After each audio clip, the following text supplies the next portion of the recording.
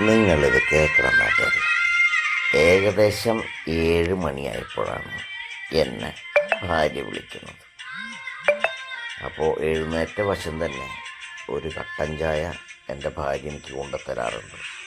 അത് കൊണ്ടുവന്നാൽ gas തീർന്നിട്ടുണ്ടെങ്കിൽ gas fit ചെയ്ത് കൊടുക്കുക, അതുപോലെ തന്നെ നാളികേരം പൊതിക്കാനുണ്ടെങ്കിൽ പൊതിച്ചു കൊടുക്കുക, എൻ്റെ മോളെ ട്യൂഷൻ ക്ലാസ്സിൽ കൊണ്ടാക്കുക, ഇങ്ങനെയുള്ള ജോലികളാണ് രാവിലെ തന്നെ എനിക്കുള്ളത്. അപ്പോൾ ആദ്യം തന്നെ മോളെ ട്യൂഷൻ ക്ലാസ്സിൽ കൊണ്ടാക്കുക എന്ന ഉത്തരവാദിത്തമാണ് ഇന്ന് രാവിലെ എന്നെ ഏൽപ്പിച്ചിരിക്കുന്നത്. ഞാൻ നേരെ ബൈക്ക് എടുത്തു. അപ്പോൾ മോള് റെഡിയായിട്ട് വന്നിട്ടുണ്ട്. മോളെയും കൊണ്ട് ട്യൂഷൻ ക്ലാസ്സിലേക്ക് പോകുന്ന തിരക്കിലാണ് ഇപ്പോൾ ഞാൻ. നിനക്ക് എന്തൂട്ടറാ പണി എന്ന് നാട്ടുകാരനോട് ചോദിക്കാറുണ്ട്. അപ്പോൾ ഈ നാട്ടുകാരല്ലെങ്കിലും പറയാൻ പറഞ്ഞിട്ട് കാര്യമില്ല. ഞാൻ പണ്ട് ഒരു രജനികാന്ത് ഫാനാണ്. അതായത് രാവിലെ എഴുന്നേറ്റാൽ തന്നെ ഒരു കള്ളിമുണ്ടും ഒരു ഷർട്ടുമിട്ട് പുറത്തിറങ്ങി ഇങ്ങനെ എന്തെങ്കിലുമൊക്കെ കാര്യങ്ങളൊക്കെ ചെയ്ത് നടക്കുന്ന ഒരാളാണ്. ഒരു 9 മണിയാകുമ്പോൾ വേറെ ഡ്രസ്സിട്ട് ഓഫീസിൽ പോകണതാണ്. അപ്പോൾ ഒരു സാധാരണക്കാരനായിട്ട് ജീവിക്കാനാണ് എനിക്കിഷ്ടം. ഇനിയുള്ള കഥ പറയാം. അതായത് നമ്മൾ പ്രൊഫഷണലി മാത്രമേ ഡ്രസ്സുകളൊക്കെ ഇടാറുള്ളൂ. അപ്പോൾ നാട്ടുകാർ ചോദിക്കണമെങ്കിൽ കുറ്റം പറഞ്ഞിട്ട് കാര്യമില്ല. അപ്പോൾ എൻ്റെ ജോലി എന്താണെന്ന് വെച്ചാൽ ഞാനൊരു സെയിൽ ടാക്സ്, അതായത് പഴയ കാലഘട്ടത്തിലെ സെയിൽ ടാക്സ് അല്ലെങ്കിൽ ഇപ്പോഴത്തെ GSTയിലെ ഒരു ഉദ്യോഗസ്ഥനാണ്. GSTയിലെ ജോലി എന്ന് പറയുമ്പോൾ അതെങ്ങനെയാണെന്നൊക്കെ ഞാൻ വഴിയെ നിങ്ങളോട് പറയാം. ഇന്നിപ്പോൾ പറയാൻ പോകുന്നത് ഞങ്ങൾ GST, ഇപ്പോൾ നിങ്ങൾക്ക് സാധാരണക്കാർക്ക് ഒരു പക്ഷേ ഒരു സംശയം ഉണ്ടാവും എങ്ങനെയാണ് GSTയിലെ പ്രവർത്തനങ്ങൾ നടക്കുന്നതാണ്. ഈ അടുത്ത കാലത്തായിട്ട് GSTയെ 4ആയിട്ട് തരംതിരിച്ചിട്ടുണ്ട്. ഒന്ന് ടാക്സ് പെയർ സർവീസ് സർക്കിൾ എന്ന യൂണിറ്റാണ്. അവിടെയാണ് നമ്മുടെ രജിസ്ട്രേഷൻ, അതുപോലെ മറ്റു കാര്യങ്ങൾ, അസസ്മെൻറ്റുകൾ, ആരെങ്കിലും കണക്കുകൾ ഓൺലൈനായിട്ട് ചെക്ക് ചെയ്ത് തെറ്റുണ്ടെങ്കിൽ അവർക്ക് ശിക്ഷ വിധിക്കുക. ഇതെല്ലാമാണ് അത്തരം ഓഫീസുകളുടെ കർത്തവ്യം. രണ്ടാമത്തേതായിട്ടുള്ളതാണ് ഓഡിറ്റിംഗ്.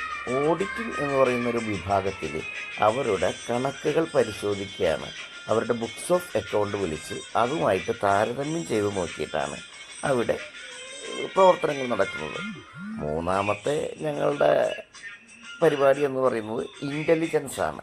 ഇൻ്റലിജൻസ് എന്ന് പറയുമ്പോൾ ഏതെങ്കിലും ഒരു വ്യക്തിയെക്കുറിച്ച് വ്യക്തമായ ടാക്സ് വെട്ടിക്കുന്നുണ്ട് എന്ന വിവരം ലഭിച്ചാൽ അവരുടെ വീട്, സ്ഥാപനങ്ങൾ എല്ലാം തന്നെ ഒരുമിച്ച് റെയ്ഡ് ചെയ്യുകയും ആ റെയ്ഡിൽ നിന്ന് കണ്ടെത്തിയ കാര്യങ്ങൾ കൃത്യമായി അസസ് ചെയ്തിട്ട് അവർക്ക് ശിക്ഷ വിധിക്കുന്നതുമാണ് ആ ഒരു വിഭാഗം കൈകാര്യം ചെയ്യുന്നത്. അവസാനത്തെ വിഭാഗമാണ് എൻഫോഴ്സ്മെൻറ്റ് വിഭാഗം. എൻഫോഴ്സ്മെൻറ്റ് വിഭാഗത്തിൽ എന്താണ് നടക്കുന്നതെന്ന് വെച്ചാൽ, എൻഫോഴ്സ്മെൻറ്റ് സാധാരണ നിങ്ങൾ റോഡിലൊക്കെ കാണുമല്ലോ, വണ്ടികൾ തടഞ്ഞു നിർത്തി അവിടെ എന്തെങ്കിലും തെറ്റായിട്ടുള്ള ക്രമങ്ങൾ നടക്കുന്നുണ്ടെന്നോ, തെറ്റായിട്ട് എന്തെങ്കിലും ഗുഡ്സ് ബില്ലില്ലാതെ കൊണ്ടുപോകുന്നുണ്ടെന്നോ ഒക്കെയുള്ള ചെക്കിങ്ങാണ് അവിടെ നടക്കുന്നത്. ഇങ്ങനെ 4 വിഭാഗമായിട്ടാണ് തിരിഞ്ഞിരിക്കുന്നത്. ഈ കഴിഞ്ഞ 2 വർഷം മുമ്പ് ഞാൻ ഇൻ്റലിജൻസ് വിഭാഗത്തിലാണ് ജോലി ചെയ്തിരുന്നത്. 2 വർഷമായിട്ട് ഞാൻ ടാക്സ് പെയർ സർവീസ് സർക്കിളിൽ സീനിയർ ടാക്സ് അസിസ്റ്റൻറ്റ് എന്ന ഒരു തസ്തികയിലാണ് ജോലി ചെയ്തിരുന്നത്. എന്നാൽ ഇപ്പോൾ ഞാൻ ഓൾറെഡി പ്രൊമോഷനായിട്ടുണ്ട്. അസിസ്റ്റൻറ്റ് എൻഫോഴ്സ്മെൻറ്റ് ഓഫീസർ എന്ന തസ്തികയിലേക്കാണ് ഞാൻ പ്രൊമോഷനായിരിക്കുന്നത്. ഇപ്പോൾ ഞാൻ തേവരയിൽ എനിക്ക് എൻഫോഴ്സ്മെൻറ്റ് വിങ്ങിൽ ഈ വരുന്ന ദിവസങ്ങളിൽ ജോയിൻ ചെയ്യേണ്ടി വരും. അതല്പം രഹസ്യ സ്വഭാവമുള്ള ജോലി ആയതുകൊണ്ട് തന്നെ അതിൻ്റെ കൂടുതൽ വിശദാംശങ്ങൾ നമുക്കിപ്പോൾ പറയാനാവില്ല. എങ്കിലും ഞാനിപ്പോൾ യാത്ര ചെയ്തുകൊണ്ടിരിക്കുകയാണ്. എൻ്റെ കുടുംബത്തോടൊപ്പം തന്നെ GSTയുടെ വിശേഷങ്ങൾ കൂടിയാണ് ഞാൻ നിങ്ങളോട് പങ്കുവയ്ക്കുന്നത്. പിന്നെ പലപ്പോഴും എന്നോട് ആളുകൾ ചോദിക്കാം, നിങ്ങൾ എന്തുകൊണ്ടാണ് പണം പിരിച്ചെടുക്കാത്തതെന്ന്. പണം പിരിച്ചെടുക്കാത്തതിന് കാരണം വളരെ സിമ്പിളാണ്.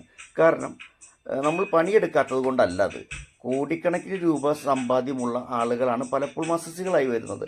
അവരെല്ലാവരും തന്നെ അപ്പീൽ ട്രൈബ്യൂണലുകൾ, അപ്പീൽ അതോറിറ്റികൾ, കോടതികൾ, ഹൈക്കോടതികൾ, സുപ്രീം കോടതി എന്നിവയിൽ നിന്ന് സ്റ്റേ വാങ്ങിയത് കൊണ്ടാണ് നമുക്ക് ഈ പണം പിരിച്ചെടുക്കാൻ കഴിയും. സ്റ്റേ മാത്രമല്ല, അപ്പീൽ പോകുന്ന സമയത്തും നമുക്ക് ഈ പണത്തിൻ്റെ പിരിച്ചെടുക്കാനുള്ള ബുദ്ധിമുട്ടുണ്ട്. അതുമാത്രമല്ല, ചിലപ്പോൾ വളരെ പാവപ്പെട്ട ആളുകൾ എക്സ്പാർട്ടി ഓർഡറുകൾ, അവർ നേരിട്ട് ഹാജരാകാൻ പോലും കഴിയാത്ത രീതിയിൽ വലിയ തുക എക്സ്പാർട്ടി ഓർഡറുകളിലൂടെ ലയബിലിറ്റി വന്നിട്ടുണ്ടാവും. അവരിൽ നിന്നും പിരിച്ചെടുക്കുകയും എളുപ്പമല്ല. അവരിൽ നിന്ന് പിരിച്ചെടുക്കാൻ അവർക്ക് സാമ്പത്തികമായ സ്രോതസ്സില്ലാത്തത് കൊണ്ടാണ് ഞങ്ങൾക്കത് ചെയ്യാൻ കഴിയാത്തത്.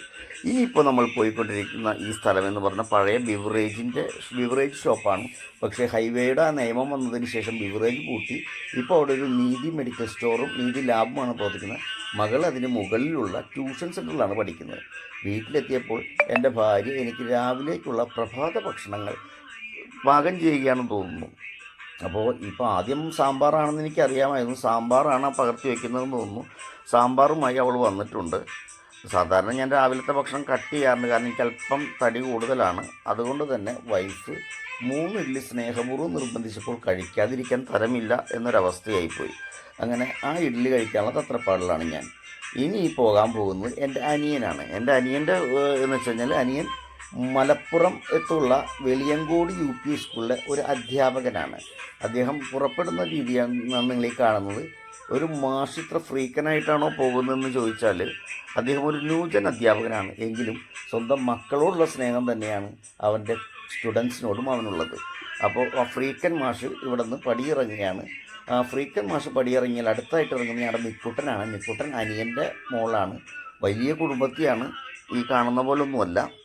ഇനി പോകാൻ പോകുന്നത് എൻ്റെ ഭാര്യയാണ്. എൻ്റെ ഭാര്യ വീട്ടിൽ നിന്ന് ഇറങ്ങുന്ന ദൃശ്യങ്ങളാണ് നിങ്ങൾ ഈ കാണുന്നത്. വൈഫിൻ്റെ കയ്യിലിപ്പോൾ എന്തോ ലൈസോളും കൂടി കയ്യിലുണ്ട്. അതിന് പോണതിന് മുമ്പ് ആ ടേബിളൊന്ന് ക്ലീൻ ചെയ്യാൻ വേണ്ടിയാണെന്ന് തോന്നുന്നു വൈഫ് തയ്യാറായിക്കൊണ്ടിരിക്കുന്നത്. വൈഫ് തയ്യാറായതിന് ശേഷം ഉടൻ തന്നെ ഇറങ്ങുന്നു. ഇനി ഈ വീട്ടിൽ അവശേഷിച്ചിരിക്കുന്ന 2 പേരെന്ന് പറഞ്ഞാൽ മടിയന്മാരാണ്. ഒന്നാമത്തെ മടിയൻ എൻ്റെ മകനാണ്. അവനാണ് ഈ മൊബൈൽ കുത്തിപ്പിടിച്ചിരിക്കുന്നത്. അവൻ ഈ മൊബൈൽ കുത്തിപ്പിടിച്ചിരിക്കുകയും കറക്റ്റ് 9:15 തന്നെ സൈക്കിളും എടുത്ത് വീട്ടിൽ നിന്ന് ഇറങ്ങും എന്ന കാര്യത്തിൽ ഒരു സംശയവും വേണ്ട. മൂപ്പര് ഇറങ്ങിയിരിക്കുകയാണ്. അപ്പോൾ ഇനി സ്കൂളിലേക്കുള്ള അവൻ്റെ യാത്രയാണ് നിങ്ങളീ കണ്ടുകൊണ്ടിരിക്കുന്നത്.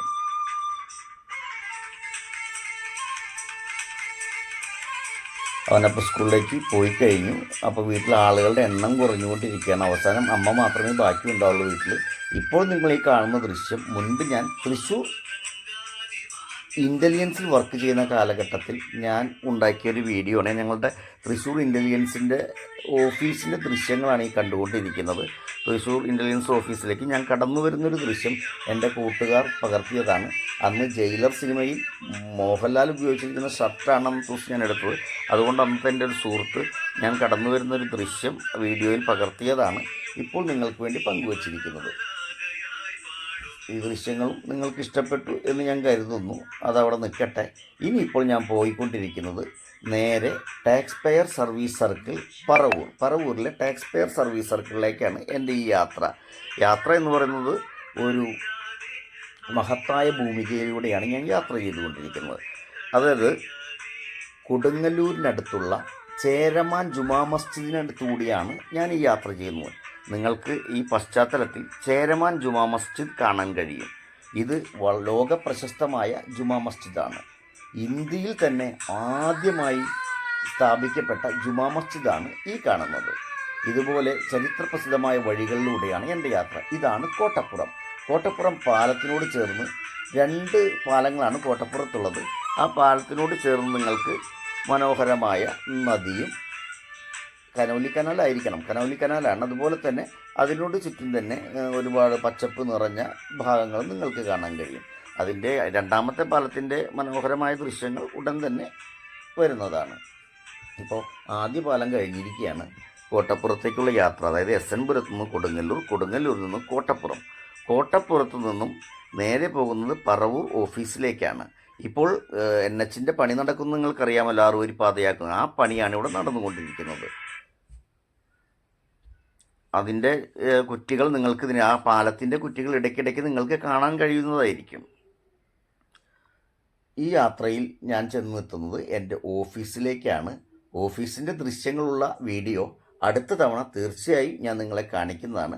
നിങ്ങൾക്ക് ഈ വീഡിയോ ഇഷ്ടപ്പെടും എന്ന് ഞാൻ കരുതുന്നു. നിങ്ങളുടെ സ്വന്തം സായുജ്. Thank you.